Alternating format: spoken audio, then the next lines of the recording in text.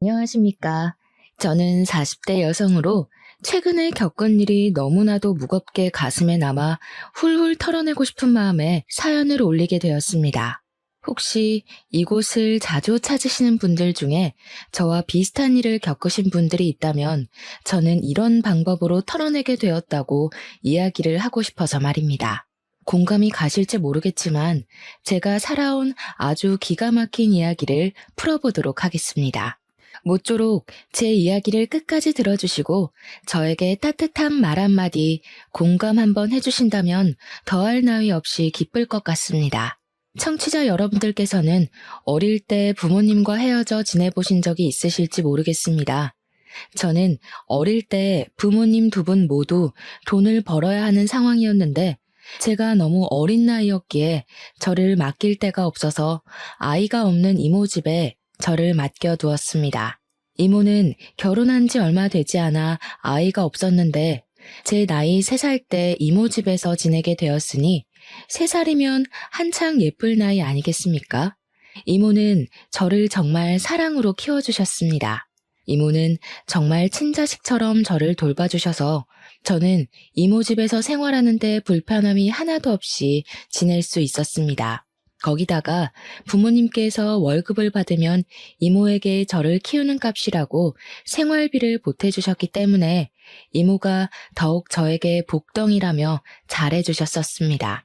부모님께서는 제가 8살이 되면 집에 혼자 두어도 괜찮을 것 같다고 하시며 8살이 되면 꼭 같이 살 수 있게 데리러 오겠다고 약속을 해주셨습니다.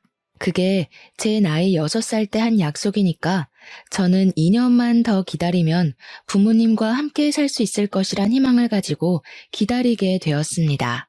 아무리 이모가 저에게 잘해주신다고 해도 친부모만큼은 아니지 않겠습니까? 이모는 서운해하시면서 부모 밑에서 자라는 게 좋지 하시며 저를 이해해 주셨습니다. 우리 이모는 제가 무서운 꿈을 꾸지 않도록 자기 전에 꼭 책을 읽어주시고 저를 끌어안고 사랑한다고 이야기를 해주셨습니다. 그러던 이모는 제 나이 7살 때 기적처럼 임신을 하게 되었습니다. 이모는 선천적으로 자궁이 약해서 임신이 어렵다는 이야기를 들었었는데 기적처럼 생긴 아이라며 정말 기뻐했고 이모부 또한 그런 이모를 공주처럼 받들었습니다. 저는 드디어 친척 동생이 생기게 되어서 참으로 기뻤습니다. 동생이 정말 가지고 싶었었는데 부모님께서는 동생을 낳을 형편이 되지 않아서 안 된다고 하셨었거든요. 친구들이 동생 자랑을 할 때마다 그렇게 배 아팠는데 저에게도 동생이 생긴다고 하니까 뛸 듯이 기뻤습니다.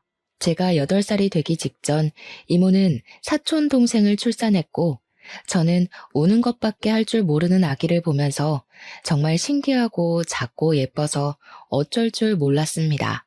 그런데 8살이 되면 저를 데리러 오겠다고 하신 부모님께서 1년만 더 기다려줄 수 없겠냐는 말을 하셨습니다.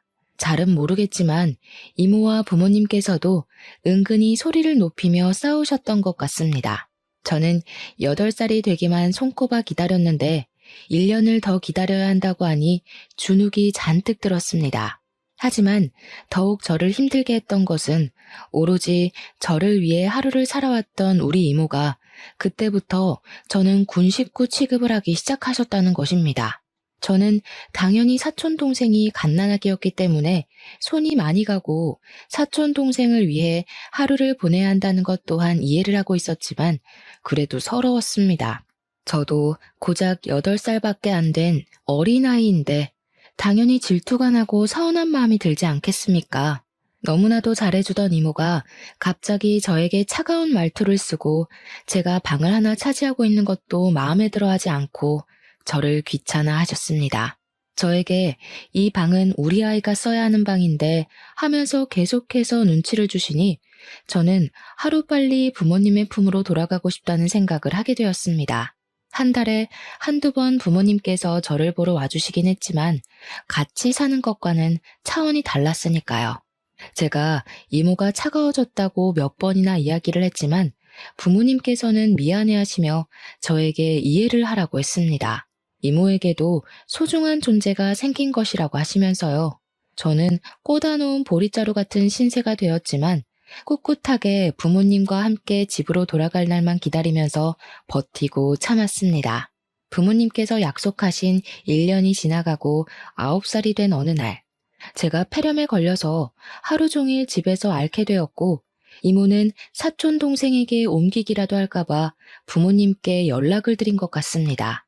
저를 병원에 입원을 시키려 했던 것 같아요. 사촌 동생에게 병을 옮기지 않았으면 좋겠다는 마음이셨겠죠.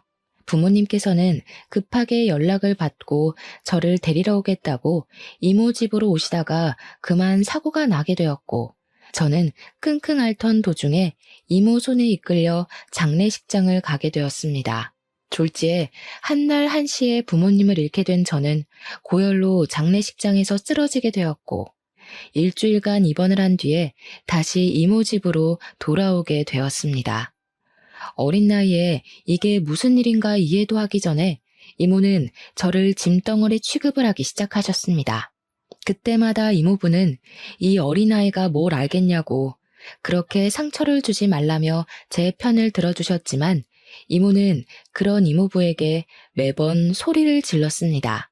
나라고 좋아서 애를 맡게 된 줄 알아? 언니가 죽어서 짐덩어리가 생긴 것도 화가 나 죽겠는데 남편이 되어서 내 편을 한 번도 안 들어줘? 당신은 우리 자식보다 얘가 더 좋은 거지? 어떻게 그럴 수가 있어? 동정심이 아무리 넘쳐도 그렇지 애 키우는데 드는 돈이 한두 푼이야? 그럴 때마다 이모부는 제가 상처를 받을까봐 저를 방에 들여보내셨고, 꼭 싸움 끝에 저를 찾아와서 너무 마음 쓰지 말라고 지금은 실컷 뛰어놀아야 할 때라고 하셨습니다. 사촌 동생이 태어났으니 당연히 이모부도 자기 자식에게 마음이 더 쓰일 텐데도 불구하고 이모부는 항상 저와 사촌 동생을 공평하게 대해주시려고 하셨습니다. 선물을 사와도 제 것까지 항상 챙겨주셨고, 새 옷을 살 때에도 어떻게든 제 옷 한 벌을 사주시려고 이모의 눈치를 보셨습니다. 자연스럽게 저도 이모와 이모부를 비교하게 되었고, 이모부에게 더 의지를 하게 되었습니다. 이모는 이모부에게 늘 잔소리를 끊임없이 하셨습니다.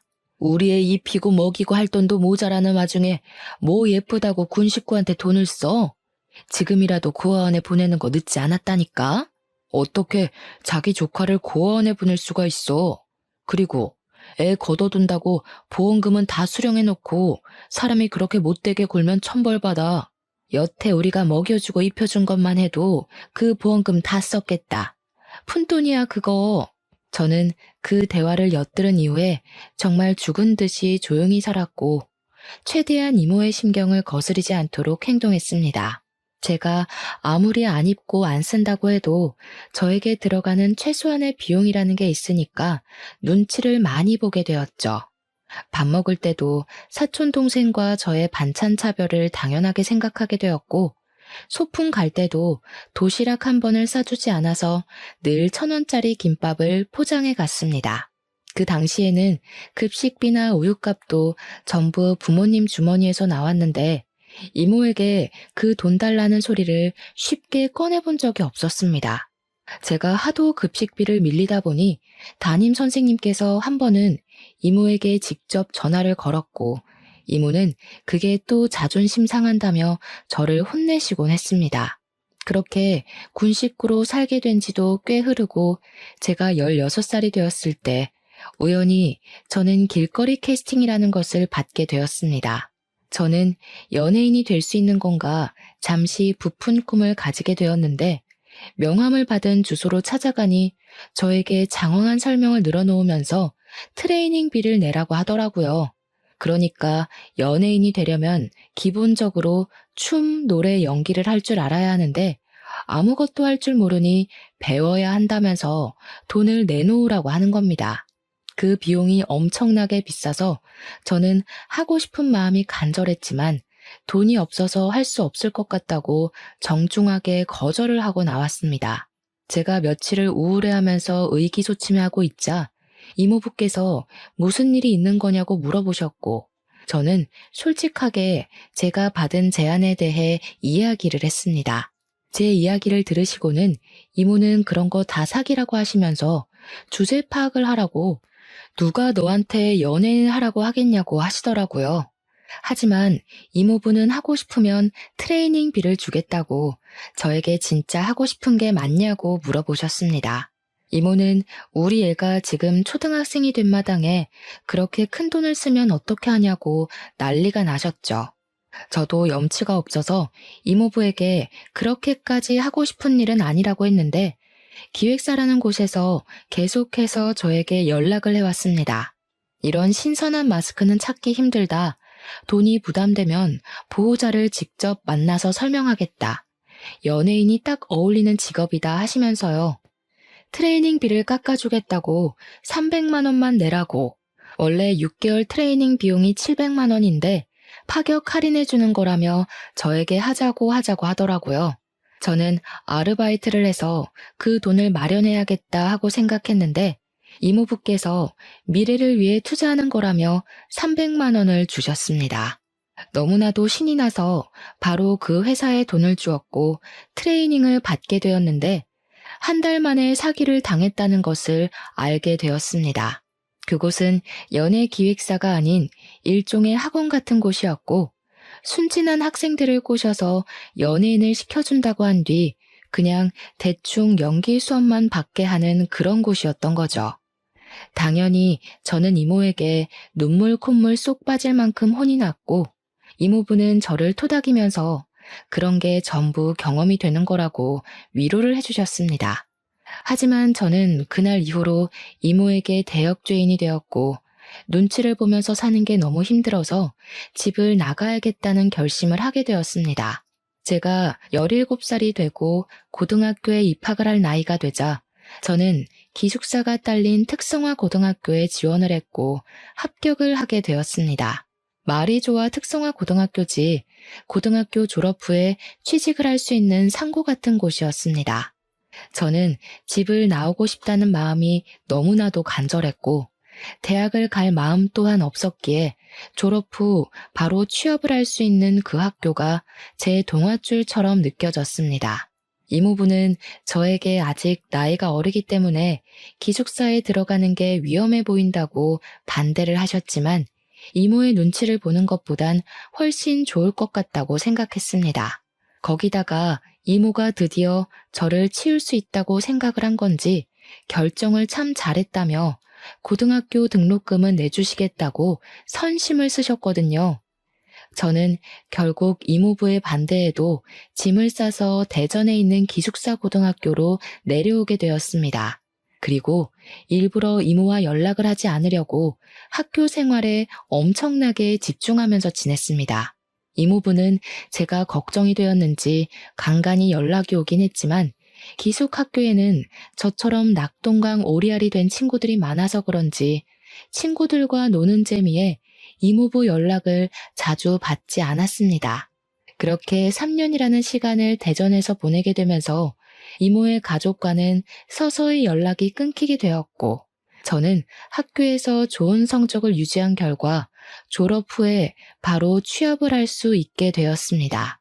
대학을 가지 않고 바로 일을 시작한 덕분인지 시간이 흐르고 흘러서 제가 27살이 되었을 때 저는 꽤 경력이 있는 사무실 직원이 되어 있었습니다. 하지만 8년차 직장인이라고 치기에 제 월급이 터무니없이 적게만 느껴졌습니다. 그 당시에 제가 받았던 월급이 220만 원 정도밖에 되지 않았는데 경력에 비해 너무 적다는 생각이 들어 저는 고민 끝에 이직을 결심하게 되었습니다. 제가 격리 업무를 보고 있었는데 한 곳에서 8년이라는 직장 생활을 했다는 것이 꽤 이득으로 작용이 되어 새 직장을 잘 골라서 갈 수 있었습니다. 세무사 사무실로 이직을 하게 되면서 세무 보조를 하는 일을 도맡아 하게 되었습니다. 그래도 숫자와는 꽤 친하게 지냈었기에 한두 달 지나니 일에 완벽하게 적응이 되더라고요. 그러던 도중 직장에서 제가 서류 정리를 하고 필요한 자료들을 스크랩하는 과정에서 가위에 손을 크게 다치게 되었습니다. 날이 날카롭다고 조심을 해야 한다고 이야기를 들었음에도 불구하고 정신이 없다 보니까 그냥 막 다뤘던 거죠. 제 부주의로 일어난 큰 사고였습니다. 살면서 그렇게 크게 다쳐본 적이 없었기에 저는 너무나도 당황했고 빨리 응급실에 가라는 소리에 맨몸으로 뛰어서 사무실 근처에 있는 큰 병원으로 가게 되었습니다.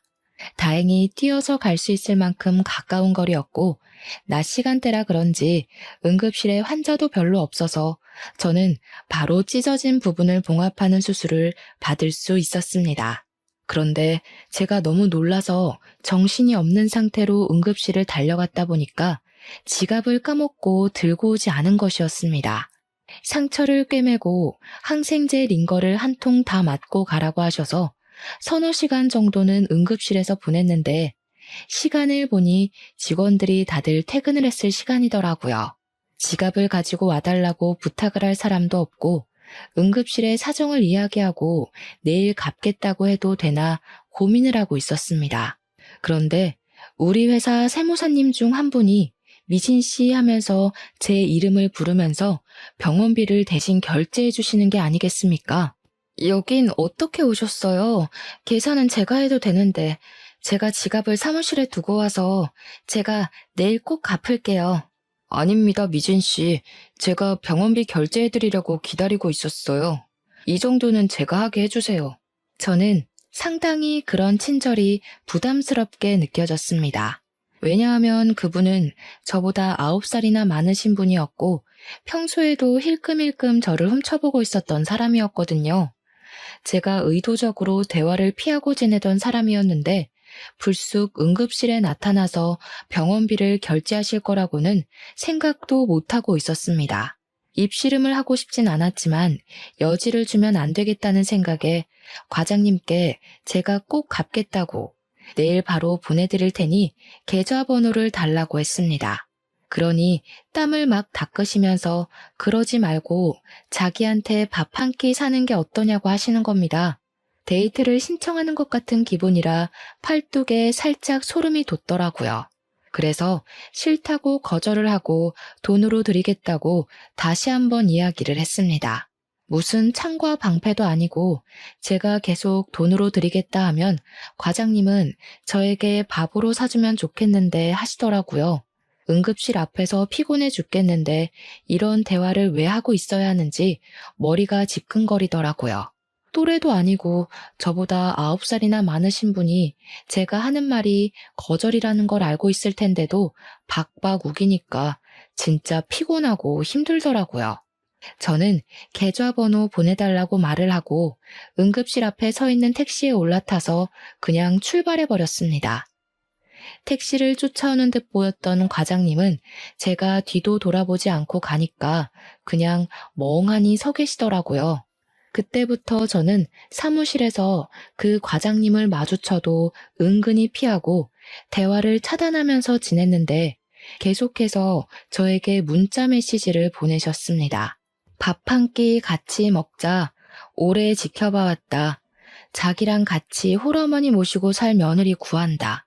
어디 가서 자기 같은 남자 만나기 어렵다.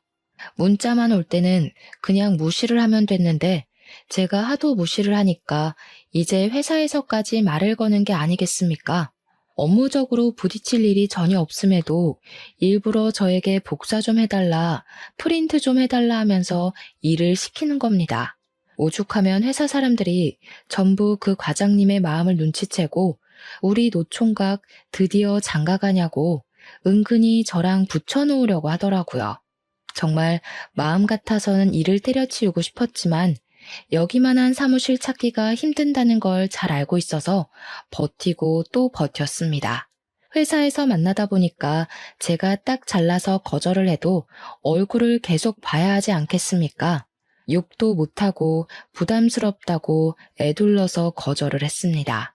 그러니까 저에게 한번 만나보자고 만나다 보면 부담스럽지 않을 수도 있지 않냐고 하면서 자기가 체력 하나는 좋아서 밤에도 잘한다고 허튼 소리를 하더라고요. 순간 제가 무슨 이야기를 들은 건가 싶어서 경악을 금치 못했습니다. 저는 바로 대표님을 찾아가서 그 과장님 때문에 일을 못하겠다고 저한테 밤일을 잘한다는 미친 소리까지 했다면서 어떻게 좀 해달라고 부탁을 드렸습니다. 그러니 대표님께서 노총각이 외로우면 그럴 수도 있지 하고 별다른 제스처를 취해주지 않았습니다. 사직서를 내자니 당장 취업할 곳도 없고 저는 절벽에 내몰린 기분이 들었습니다. 그렇게 피말라가며 하루하루를 버티는데 어느 날 과장님이 회사 끝나고 저를 건물 앞에서 기다리고 있는 것 같더라고요. 계속 사무실 불 꺼지는 걸 확인하며 아래에 떡하니 서 있는데 의심이 들어서 뒷문으로 조용히 빠져나와 집으로 왔습니다. 근데 정말 정신 나간 놈이 야밤에 집에 찾아온 게 아니겠습니까? 우리 집은 어떻게 알아낸 건지 띵동띵동 벨을 누르는데 무슨 스토커 같더라고요. 문 좀 열어봐요. 미진 씨, 우리 이야기 좀 해요. 나를 여기까지 찾아오게 만들다니. 미진 씨도 여지 준 거 맞잖아요. 집에 잠깐만 들어갈게요. 이야기만 해요, 우리.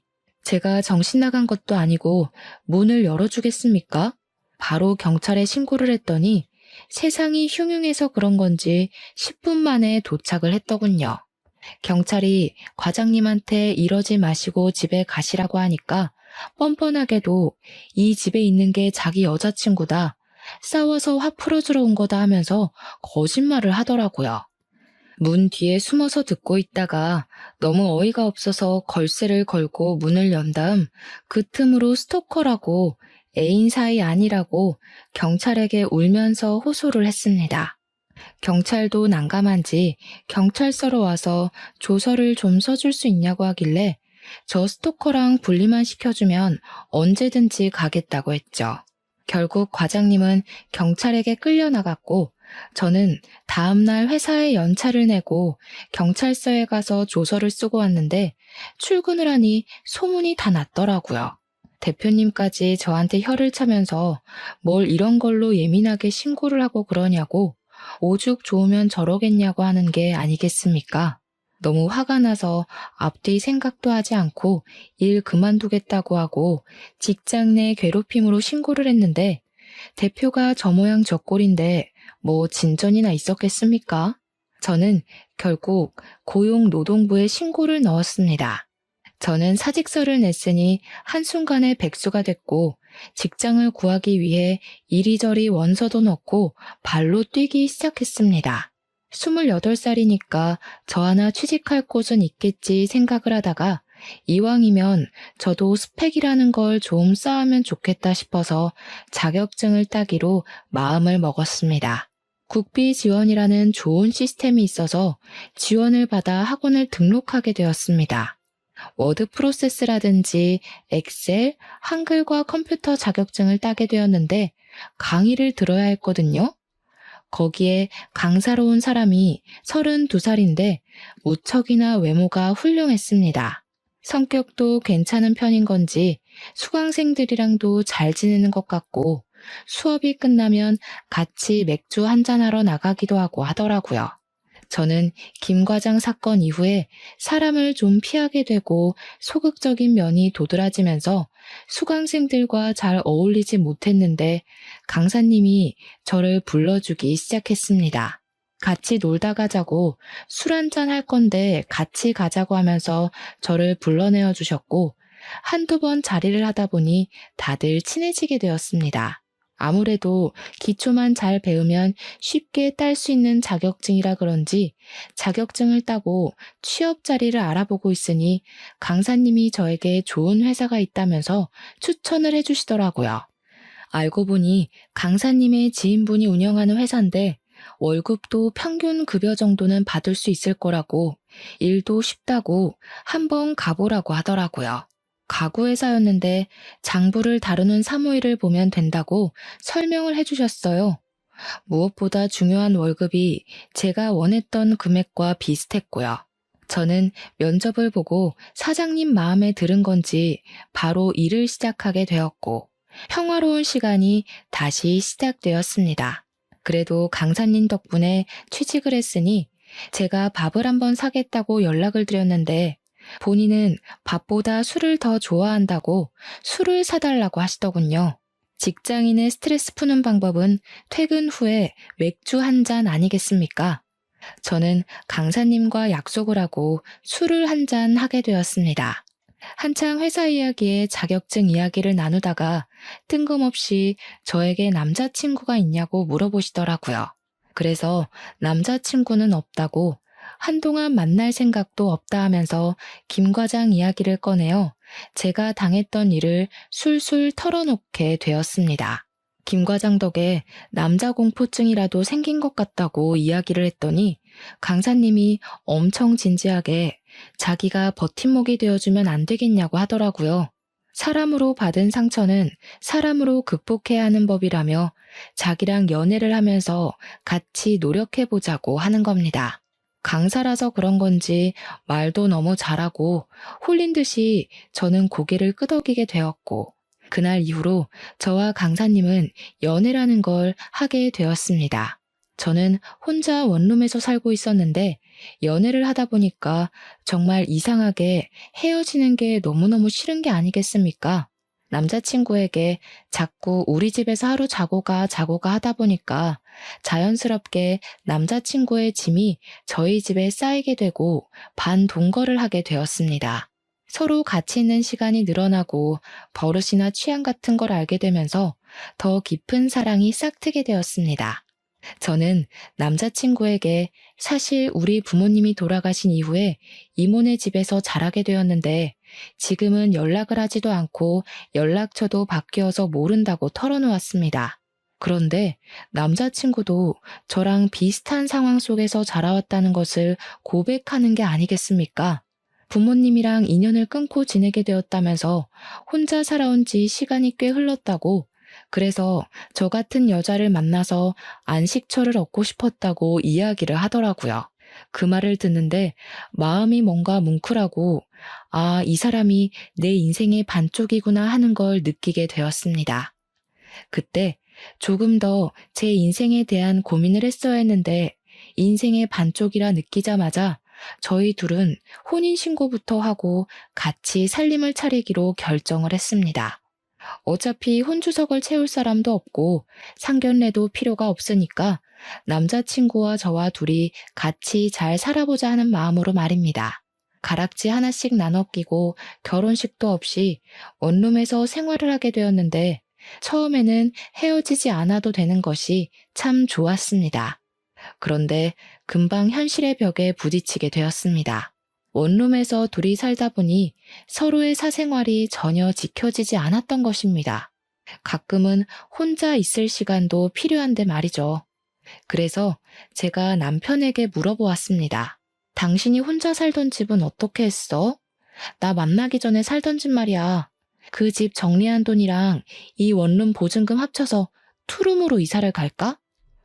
나 원래 집 없어서 고시원에서 살고 있었는데 원룸도 넓고 나쁘지 않은데 왜?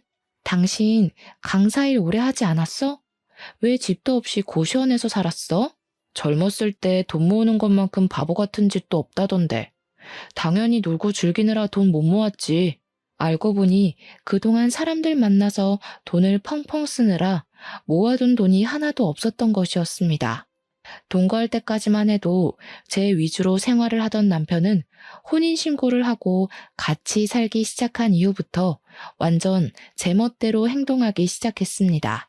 원래 강사 일을 할 때에도 그렇게 술 먹고 노는 걸 좋아하지 않았겠습니까? 결혼을 하고 나니 또 똑같이 술을 처먹느라 집에 늦게 들어오기 시작한 겁니다. 거기다가 무슨 연락이 그렇게 쏟아지는 건지 휴대폰이 쉴 틈이 없이 울려대더라고요. 처음에는 자중해라, 누구한테 이 시간에 연락이 오냐 하다가 점점 둘이 싸우는 시간이 늘어나게 되었고 결국 남편이랑 치고받고 싸우는 날이 늘어나기 시작했습니다. 소리를 지르며 싸우다가 서로에게 상처를 주고 결국 제가 남편의 자존심을 건드린 건지 뭔지 남편이 저에게 손찌검을 하더라고요. 술을 먹고 늦게 들어온 날 하필이면 카드값 고지서가 집으로 날라왔고 카드값이 250만 원이나 찍혀 있는 것을 보고 제가 바가지를 긁었거든요. 한 달에 버는 수입이 고작 250만 원 조금 넘는 주제에 카드값이 250만 원이 나오면 우린 언제 원룸 벗어나고 언제 애를 낳아 키워? 이거 다 술값이라는 거잖아. 술값. 정신 안 차려 정말? 그러면서 남편을 막 흔들어댔더니 술 먹고 왔는데 토할 것 같다면서 저를 팍 밀치더니 씩씩거리면서 자빠진 저를 발로 차는 게 아니겠습니까? 제가 어이가 없어서 남편을 멍한 눈으로 쳐다보니까 지도 실수했다고 생각을 한 건지 술 깨고 이야기를 하자면서 누워버리더라고요. 제가 주저앉아서 한참을 가만히 있다가 문득 제 처지가 너무 서글퍼서 눈물이 줄줄 나오더라고요. 다음날 퉁퉁 부은 눈으로 술이 깬 남편에게 이야기를 하는데 기억이 나지 않는다면서 모르쇠로 일관을 하더라고요. 제가 남편에게 나 발로 차고 때린 거 기억 안 나냐고 하니까 자기가 언제 그랬냐면서 생사람 잡는다고 화들짝 놀라는데 연기를 어쩜 그렇게 잘하는지. 그래도 저는 남편을 한번 믿어주기로 결심을 했는데 원래 처음이 어렵지 두 번째는 쉽지 않겠습니까? 그 뒤로 술을 마시고 들어와서 수가 틀리면 저를 발로 차더라고요. 나중에는 뺨까지 치는데 이건 아니다 싶었습니다. 이혼을 해야 하나 진지하게 고민을 하던 와중에 가지가지하는 남편이 바람을 피운다는 사실까지 알게 됐습니다. 울리는 휴대폰이 짜증나서 끄려고 눌렀는데 오늘 좋았어, 내일 또 보자 하는 문자를 보게 된 것입니다. 문자 메시지를 뒤져보니 그 여자랑 호텔에 들락날락한 예약 내역까지 다 보게 되었습니다. 며칠을 고민하고 증거를 어떻게 모아야 하나 하는 와중에 모르는 번호로 연락을 받게 되었고 자기가 제 남편의 여자친구라고 말을 하더라고요. 만나서 이야기를 하자고 해서 카페에 나갔는데 저를 보자마자 저에게 커피를 확 뿌리는 게 아니겠습니까? 나쁜 년, 네가 내 남자친구랑 바람난 년이지? 바람은 네가 난 거지. 난 그 인간이랑 결혼까지 했거든? 그러니까 저에게 가족관계 증명서를 떼서 보여달라고 하는 게 아니겠습니까? 같이 주민센터까지 가서 가족관계 증명서를 뗐는데 제 가족에 남편이 없더라고요. 순간 눈을 비비고 이거 잘못된 것 같다고 하는데 내 연녀가 저에게 허언증이라더니 진짜네? 하는 게 아니겠습니까? 자기 남자친구에게 그만 들러붙고 꺼지라고 스토커로 신고하겠다고 하는데 저는 아무것도 믿을 수가 없어서 어지러웠습니다. 그날 혼란스러움을 가득 안고 집에서 남편을 기다렸다가 퇴근하고 온 남편에게 이야기를 하자고 하니 술을 또 먹고 들어왔더군요. 저에게 손을 올리면서 뭐? 하고 소리를 치는데 가족관계 증명서를 내밀었습니다. 남편이 쓱 보더니 갑자기 욕설을 내뱉더라고요. 왜 내 가족관계 증명서에 남편이 없어? 오늘 당신 여자친구라는 사람이 나를 찾아와서 스토커니 허언증이라니 떠들더라. 내가 당신이랑 헤어진 지 오래된 사이인데 정신병이 있어서 당신이랑 결혼했다고 착각하는 중이라고. 제정신 맞아? 내 집에 얹혀 살면서 내 돈으로 생활하는 주제에 뭐가 어쩌고 어째? 야, 말은 바로 해야지. 네가 나한테 용돈을 줬어, 카드를 줬어. 뭘 네 돈으로 생활을 해? 당신이 나한테 생활비를 한 푼도 안 주는데 그럼 수도세, 전기세, 밥, 반찬값 다 누구 돈에서 나오는 건데? 당장 짐 싸서 나가. 그러니 남편이 더럽고 치사해서 나간다면서 자기 집 몇 개 있는 걸 챙겨서 나가더라고요. 저는 당연히 고시원으로 다시 돌아가나 보다 하고 생각했죠. 며칠이 지나도 연락 한 통 없고 집에도 들어오지 않길래 솔직히 치가 떨리는 인간이긴 했지만 저도 사랑했던 사람이고 정도 있으니까 걱정이 되더라고요. 저도 엄청 바보 같고 미련 덩어리라는 걸 알지만 학원 앞으로 남편을 보러 찾아가게 되었습니다. 수업 시간이 끝나고 학원 건물에서 나온 남편을 부르려고 하는데 옆에 그 여자친구라는 여자랑 팔짱을 끼고 나오더라고요. 그러면서 둘이 오늘 집에 가서 뭐 해 먹자 하는데 같이 살고 있는 듯 했습니다. 그러니까 그게 남편의 수법이었던 거죠. 혼자 사는 여자를 꼬셔서 사귀고 그 여자네 집에서 함께 기생하며 지내는 것 말입니다. 저는 모든 걸 깨닫고 완벽하게 망연자실하게 되었고 엎친 데 덮친 격으로 회사에서도 잘리게 되었습니다. 그 회사가 전 남편의 지인 회사였기 때문에 제 얼굴을 보면서 일을 하는 게 불편하다고 일방적으로 통보를 한 것입니다.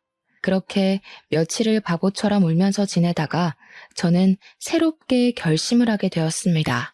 이대로는 안 되겠으니 정년까지 보장이 되는 직업을 가져야겠다고 생각을 했고, 저는 나이 32에 요양보호사 자격증을 취득하게 되었습니다.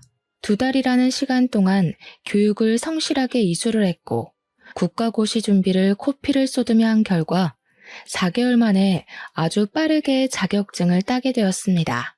정식으로 일을 하기 시작하면서 나라에서 지원을 받는 힘든 사람들을 위해 봉사하는 마음으로 일을 돕기 시작했습니다.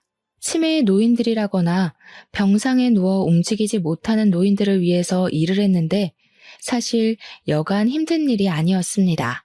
집으로 돌아오면 하루 종일 너무나도 피곤하게 일을 했던지라 녹초가 되어 바로 잠이 들곤 했거든요. 하지만 나이가 어리다 보니까 다른 분들에 비해서 조금 더 많이, 조금 더 자주 일을 할 수 있었고, 고된 만큼 보람도 느껴져서 잘 버틸 수 있었습니다. 그렇게 병원이고 요양원이고 밤이고 낮이고 가리지 않고 열심히 일을 한 덕분에 보조금도 많이 지원을 받고 생각했던 것보다 훨씬 더 넉넉하게 생활을 할 수 있게 되었습니다. 일부 보호자분들께서 고생한다고 일당을 더 챙겨주시기도 했고, 복지 일이다 보니 정부에서 나오는 보조금도 꽤 많았고요. 전 남편이었던 사람의 생각이 전혀 나지 않아서 나름 버틸만하다 생각했는데, 제가 이사를 가지 않은 탓에 간간히 전 남편과 부딪히는 불상사가 발생하더라고요. 저는 그 인간이 잘 먹고 잘 사는 꼴이 보고 싶지 않아서 큰 마음을 먹고 원룸 전세 기간이 끝나자마자 지방으로 내려가기로 결심을 했습니다. 틈틈이 면접을 본 결과 지방에 있는 치매 요양원에서 입주 요양사로 일을 하게 됐습니다. 치매 노인들이 각양각색이다 보니까 꽤 힘들긴 했죠. 때리는 할머니도 있었고 욕을 하는 할아버지도 있었거든요. 하지만 뒤돌면 까먹으시는 분들이니 저도 마음을 비우며 일을 했습니다. 그러다가 저처럼 열심히 봉사를 하는 남자분과 눈이 맞아서 연애도 하게 되었고요.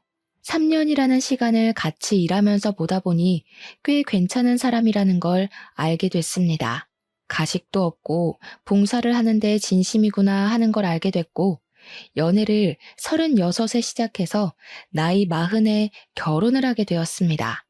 시댁에서는 가족도 하나 없고 모양도 빠지는 저를 예상보다 훨씬 더 예쁘게 생각해 주셔서 우리 며느리 하며 잘 해주셨습니다. 그렇게 인생 제2막이라 생각하고 행복하게 지내던 어느 날, 우리 요양원에 새로 입소를 하신 분이 들어오셨습니다. 인적사항을 보는데 우리 이모랑 이름이 똑같아서 이모는 잘 지내시나 싶었는데 그 입소를 하신 분이 진짜로 저희 이모인 겁니다. 이모부가 보호자로 따라오셨더라고요. 제가 너무 놀라서 나 늙어버린 이모부를 부르니 이모부 또한 눈이 휘둥그레져서 미진아 하고 제 이름을 부르셨습니다. 제 손을 잡으시면서 잘 지냈냐, 어디 아픈 데는 없냐 하면서 저를 이리저리 살피시더라고요. 이모부는 잘 지내셨어요? 아니, 이모가 치매에 걸리셨어요? 사촌 동생은 어디 가고 이모부 혼자만 오셨어요. 그렇게 됐다. 우리가 너무 오랜 시간 소식이 끊긴 채로 지냈지? 네 사촌 동생, 그러니까 우리 딸이 몇 년 전에 세상을 등졌어. 네? 갑자기 왜요? 이모부의 이야기를 듣는데 저는 정말 깜짝 놀라고 말았습니다. 결혼을 일찍 한 사촌 동생은 2년 전에 남편의 나쁜 손버릇으로 이혼을 하게 되었는데 내내 전 남편이 스토킹을 하고 사촌 동생을 못 살게 굴었다고 하더군요. 피해 다니고 경찰에 신고도 했는데 본인 마음을 몰라주는 사촌 동생이 밉다면서 글쎄 사촌 동생을 피습했고 그 일로 목숨을 잃게 되었다는 겁니다. 그 현장을 이모가 직접 목격을 하게 되었고 그 충격으로 인해서 정신을 잃었는데 그 이후에 계속 깜빡깜빡하더니 이 나이에 치매를 앓게 되었다고 하셨습니다. 저는 너무 충격적이었죠. 이모에게 저 알아보시겠냐고 물어보니까 이모가 갑자기 눈을 동그랗게 뜨더니 엉엉 우시는 겁니다.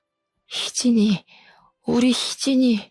저를 사촌 동생으로 착각하셨는지 저를 끌어안고 엉엉 우시더라고요. 그 뒤로 제가 보이지 않으면 울면서 저를 찾았고, 제가 옆에 있어야지만 이모가 밥을 먹고 활동도 하고 그러시더라고요. 병원 측에서도 저에게 전담으로 맡아주기를 원해서 제가 직접 옆에서 케어하며 간병을 했습니다. 건강도 잘 챙겨드리려고 노력을 하고 있었는데 치매라는 게 참 그렇잖아요. 이모는 사촌 동생이 죽었다는 그날이 계속 떠오르는 건지 괴로워하셨고 시름시름 앓기 시작하셨습니다. 치매니까 그 기억부터 잊었으면 참 좋았으련만 결국 이모는 당뇨의 합병증까지 찾아오게 되면서 요양원에서 지낸 지 2년 만에 돌아가셨습니다. 이모부는 매주 찾아오셨는데 장례식장에서 저에게 그러더라고요. 네 이모가 그렇게 너를 구박하고 못살게 굴었는데 결국에는 네 손에 효도를 받고 눈을 감는구나. 이모가 치매라서 과거 기억을 다 잊으셨으니 다행이죠 뭐. 이모부는 앞으로 어떻게 하실 거예요? 이모부는 저에게 본인의 여생은 어떻게든 잘 지낼 거라고 걱정하지 말라고 하시더라고요. 이모부의 동생분이 미국에서 자리를 잡고 계셨는데 사촌 동생이 사고를 당한 이후 미국에 가려고 재산을 처분하고 준비를 하던 와중에 이모가 치매가 온 거라고 하시더라고요. 미국에서 치료를 받는 것보다 한국에서 지내는 게 낫겠다 싶어서 이모를 위해 남은 것이라고 하셨습니다. 하지만 이제 이모도 사촌 동생 곁으로 갔으니 미련 없이 미국으로 가신다고 하시더라고요. 그러면서 저에게 결혼도 했다고 들었는데 혼주석도 못 채워줘서 미안하다고 하셨어요. 통장을 하나 내미시면서 친정에서 혼수해주는 돈이라고 생각하라고 하시는데 제가 그 돈 못 받겠다고 거절을 했습니다. 이거 큰 돈 아니야. 너 키우면서 우리가 처형내 보험금에 손을 댔다. 너 그렇게 기숙학교 들어가고 나서 얼마나 후회했는지 몰라. 그러니까 이거는 부모님 보험금 돌려받는다 생각하고 받아. 이모부는 받지 않으면 버리고 갈 것이라며 협박을 하셨고 저는 마지못해 그 통장을 받았습니다. 이모부는 제 남편에게도 저를 꼭 잘 보살펴달라며 신신당부를 하셨고 미국으로 떠나시기 전에 저희 시부모님과 식사도 하셨습니다. 서로 가족으로서 너무 늦게 인사를 드리게 되었다며 우리 조카 잘 부탁드린다고 인사를 하시는데 눈물이 울컥하더라고요. 이모부가 주신 통장에는 5천만 원이라는 돈이 찍혀 있었고 저는 그 돈을 의미 있게 사용하고 싶었습니다. 남편과 상의 끝에 여성 쉼터와 미혼모 센터에 기부를 했고 시댁에서는 저와 남편에게 박수를 보내주셨습니다. 저도 어떻게 보면 남자 때문에 참 힘들었는데 저처럼 상처받은 여성들을 위해 사용하고 싶었습니다. 덕분에 지금까지도 이모부와는 간간히 연락을 하면서 남편과 성실하게 잘 살고 있습니다. 저처럼 상황이 따라주지 않아서 힘든 시기를 겪으시는 분들, 그리고 가정 간의 불화로 매일이 지옥 같으신 분들, 꼭 용기 내셔서 본인의 삶을 찾길 바라겠습니다. 제 사연은 이걸로 끝입니다. 들어주신 여러분, 정말로 감사합니다.